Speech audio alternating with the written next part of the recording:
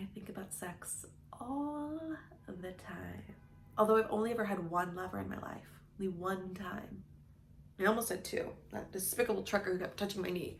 But I got away from him. I took my chances in the rain. But even he couldn't stop my endless night dreaming and daydreaming about sex. About Rodrigo's wrinkled back. My legs wrapped around his face. This obsession of mine, this tidal wave that started when I was younger, when I lived in that one room, and Poppy bought me a bicycle to give me something else to think about besides my body. And one glorious day, I was allowed to ride around and around, counting numbers. He said it would teach me the nature of time.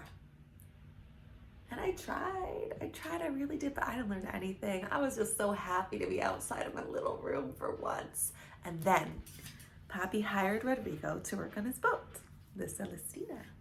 And I would sit by my window and stare. He was beautiful. His hair was long and black, and I wondered if I was falling in love. And he would stare back at me, and I wondered, is this what love feels like?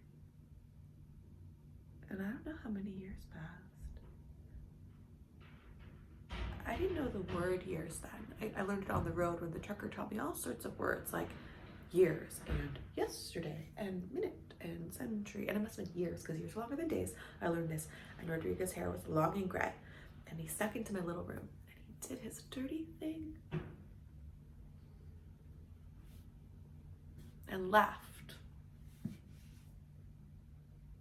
And Mommy and Papi died in the next room. I went in to check on them because the house had grown so quiet. And there they were in their little bed, their green nightsheet half covering their wrinkled bodies. They were naked and pale and covered in long gray hairs and very, very dead. That's the one time I stopped dreaming about sex, when I called up the police and I told them that Mommy and Papi had died. And then I got all my things together, and then I got scared because in my endless stay in one room I didn't learn much, but I learned by reading detective novels that when someone dies, the police come and find you and kill you with a lightning chair. That's when I hit the road, looking for Rodrigo Cruz. Pregnant, angry, and excited. Because Rodrigo is the one man I've ever had sex with. And I love the word sex. And if I could just fuck all day,